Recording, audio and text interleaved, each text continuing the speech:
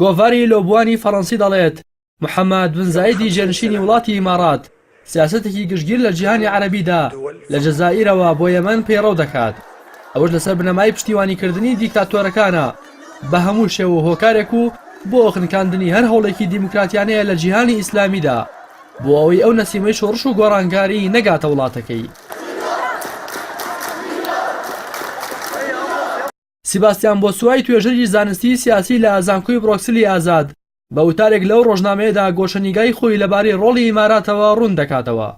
دەڵێت ئەوەی بە دوواداچوون بۆ ڕووداوەکانی ئەو چەند هەفتەیە دوایی نەلاوچەی خۆرهەڵاتی ناوەڕاستی ئیسلامیدا بکات لە جەزائیرەوە بۆ میسر و سوودان زۆر بەلایەوە قورسە ئەگەر ئەوە پێشبینی بکات کە گۆڕانکاری دیموکراسی بگاتە ئەو ناوچە پڕ لە دژواریە. توێژەر لەوبارەوە دەڵێت ئیمارات کۆلکەی هاوبەشە بۆ هەموو ئەو قەیرانانە و بەتەنیاش هەمانە ڕەچەتەی بۆ هەمووان پێیە، ئەویش خنکاندنی دیموکراسیە.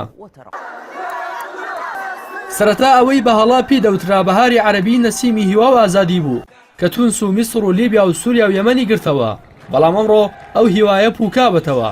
تەنیا تونس بەسەر سوورمانەوە بە یارمەتی و لەژێر هەژمونی دەرەکیدا دەژی. بۆ سوا بەتوندی ئەو وتەیە ڕەت دەکاتەوە کە هەندێک بانگەشەی بۆ دەکەن کە گوایە ئیمارات دوورگەیەکی لیبراڵیە لە ناو دەریایەک لە شانشینی پارێزکاری کەنداودا.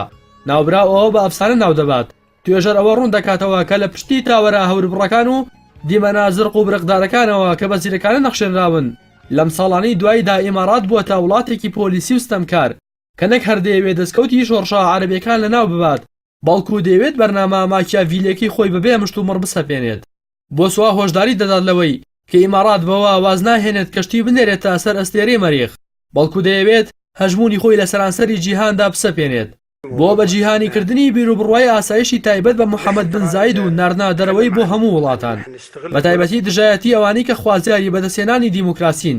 بڕوای توێژەر ئیمارات بووە تا ئیسپارتی بچووکی کەنداو کە ئارامی و ئاشتی ناناسێت. بۆ سوا لە درێژەی وتارەکەیدا دەڵێت ئیمارات لە هەموو ئەو وڵاتانی بەهاری عەرەبیدا کە قەیرانیان هەیە ئامادەیە. بۆ نمونە لە تونس پشتیوانی لە سەرۆکی ئێستا دەکات کە بە شێوەیەکی بەرفراوان لە ناوخۆی وڵاتدا جێگەی ڕەخنەیە. ئەوەش تەنیا بۆ دژایەتی پارتی نەهزەی ئیسلامیە کە پێگەی یەکەمی هەیە. لە سووریا لە دوای ساڵانێک لە جەنگان ئیمارات گەڕایەوە بۆ پشتیوانی لە بەشار ئەسەد. نووسەر دەڵێت بە پشتیوانی بن زاید میسر هەموو شتێکی لەدەستدا، ئەویش بەگەڕاندنەوەی بۆ دیکتاتۆریەت. لە جەزائیریش کە تازە جەماوەریە وڵاتە بە دوای دیموکراسیدا دەگەڕێن، قاید ساڵح سەرۆکی یەرکانی سوپاکەی پەیوەندیەکانی لەگەڵ بن زاید ناشارێتەوە و زوو سەردانی ئەبوزەبی دەکات. کارنامەی ئەبوزەبی لە لیبیا و یەمەندا جێگەی شەرمەزاریە لە کوشتنی مەیدانی و گرتن و وەشکەنجەدان و کوشتن و شوێن بەزرکردن. ئەوە جگە لە کوشتنی هەزاران ژن و منداڵ و هاوڵاتی مەدەنی و ماڵوێرانی و ئاوارەبوون و قاتوقڕی و بڵاوبوونەوەی نەخۆشی. بۆ لیبیاش کە دەڵێت چارەسەری پێیە بە پێچەوانەوە بەهۆی بوونی ئیماراتەوە نەتەوە یەکگرتوەکانیش مەحاڵە بتوانێت بگاتە چارەسەر. لە کۆتاییدا و توێژەرە دەڵێت ئایا دەوێت جیهان بەردەوام بێت لەسەر تەماشاکردنی ئیمارات بۆ ئەوەی نەخشەی خۆرهەڵاتی ناوەڕاست بە ئارەزووی خۆی و ئەوەی کە خۆی خەونی پێوە دەبینێت دیاری بکاتەوە، بە چاوپۆشی لەو کوشتار و نەهامەتی دروستی دەکات. دوجار بۆ سوا ئاماژە بەوە دەدات کە ئیمارات هەڵدەسێت بە سەپاندنی دەسەڵاتی دیکتاتۆری نوێ لە تەواوی ناوچەکەدا و ڕێگری لە گۆڕان و بەرژەوەندی ژیانی ئازاد و دیموکراسی دەکات.